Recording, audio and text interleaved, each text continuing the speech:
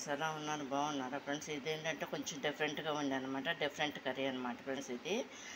ఇదేంటంటే మామూలుగా ఏంటంటే బెండకాయ పకోడీ అంటున్నాను కానీ కాదనమాట. ఎందుకంటే ఇది అట్లా వేసి మిక్సీ పట్టేస్తాను అనమాట. బెండకాయ పొట్టు కింద వస్తుంది అనమాట. శనగపిండితో చేసిన అట్టుని ఇది మిక్సీ పట్టేసి కలిపేస్తాను అనమాట ఫ్రెండ్స్. ఇందులో పౌడర్ టైప్లో. పకోడీ అంటే వేరుగా ఉంటుంది ఫ్రెండ్స్. అది కూడా చేసినప్పుడు పెడతాను అనమాట ఫ్రెండ్స్. ఇది చూడండి, ఇది బెండకాయ పకోడీ కిందగానే చెప్తున్నాను నేను.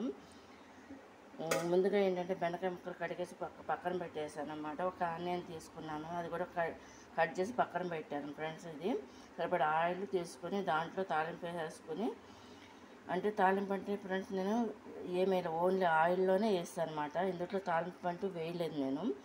వేయకోకుండా దాంట్లో ఏంటంటే బెండకాయలు వేసేసి పసుపు, కారం, సాల్ట్ వేసేసి మామూలుగా బెండకాయలు ఫ్రై చేస్తాను అనమాట ఫ్రెండ్స్. ఇది చేసేసిన తర్వాత అది ఫ్రై అయిపోతుండగా ఏం చేస్తాను అంటే శనగపిండి ఒక గుప్పుడు తీసుకుని, అంటే ఒక చిన్న కప్పుడు తీసుకుని దాన్ని ఏంటంటే వాటర్ టైప్ మామూలు దోశల పిండి టైప్ లాగా కలిపేసి దాన్ని ఒక దోశలా వేసేసి కొంచెం మందపాటి రొట్టెలా వేసేసి ఫ్రెండ్స్ నేను మూకిట్లో అది ఆరిపోయిన తర్వాత ముక్కలుగా కట్ చేసి మిక్సీలో పట్టేసాను అనమాట ఫ్రెండ్స్.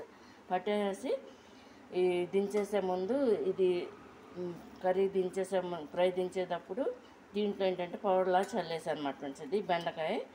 ఇది కనుక మీకు నచ్చినట్టు లైక్ చేయండి, షేర్ చేయండి, సబ్స్క్రైబ్ చేయండి. ఇది ఏంటంటే ఫ్రెండ్స్ బెండకాయ పొరుటు కింద వస్తుంది అనమాట. ఏంటంటే బెండకాయ పకోడీ అంటున్నాను.